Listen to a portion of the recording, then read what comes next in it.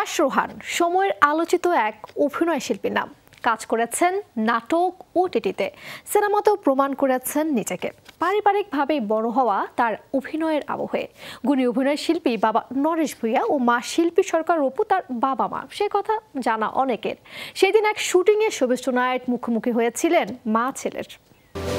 40% বেশি গ্লো, বিশ্বের 1 নম্বর glow cream, নতুন গ্লো এন্ড লাভলি। অভিনয় নৈপুণ্যে এখন আস্থার এক নাম ইয়াশ রোহান। টেলিভিশন, নাটক, সিনেমা কিংবা ওটিটি সব মাধ্যমেই নিজেকে প্রমাণ করেছেন তিনি। পেয়েছেন দর্শকের ভালোবাসা। অর্জনের এই গল্প কোন চোখে দেখেন মা ছেলে।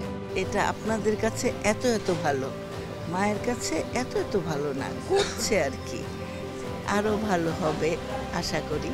আমি আমার কাজটা করে যাচ্ছি, আমি আমার চেষ্টাটা করছি। ভালো করছি কি করছি না সেটা দর্শক বিচার করবে। জানা গেল শৈশবের গল্প, খেলার ছলে ইয়াশের পরিচয় অভিনয়ের সাথে। মায়ের কাছে স্পষ্ট যেন দিনগুলি। ও দোকানদার নিজেই, ক্রেতা নিজেই। হ্যাঁ, কি নেবেন, জিনিসটাকে প্যাকেট করে সুতাটা মাইম করতো, সুতাটা কাটতো, কাইটা নেন, টাকা দেন।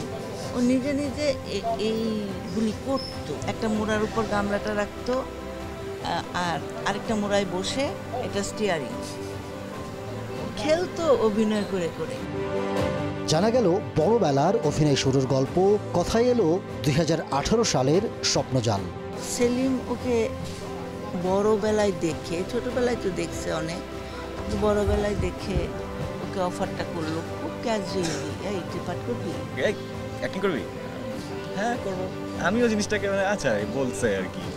তো আমি আসলে ভাবিনি যে উনি আমাকে সত্যি সত্যি একটা ছবিতে কাজ করবে। তো ওই তো মানে শখের বশে করা, করে ভালো লেগে যাওয়া এবং থেকে যাওয়া আর কি। ছেলের এই পথ চলায় কি বলবেন মা? ছেলেরই বা কি আছে বলার? আরো ভালো করুক, বড়রা যেভাবে করেছে সেও যেন কন্টিনিউ করে কাজটা। শখের বশে এসেছি, ভালো লেগেছে, কাজ করছি এবং যতদিন ভালো লাগবে ততদিন কাজ করব। জীবনের যেটুকু অর্জন মায়ের জন্যই। ছেলের কণ্ঠে তাই মায়ের বন্দনা।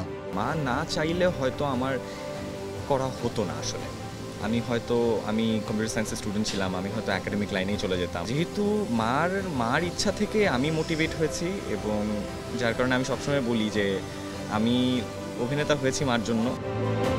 এখনো যেতে হবে বহুদূর। মানসম্পন্ন কাজ, ভক্তের ভালোবাসা, মা বাবা, পরিবারের সমর্থনেই পাড়ি দেওয়া হবে সে পথ। Ahmed Tauquir, showbiz tonight.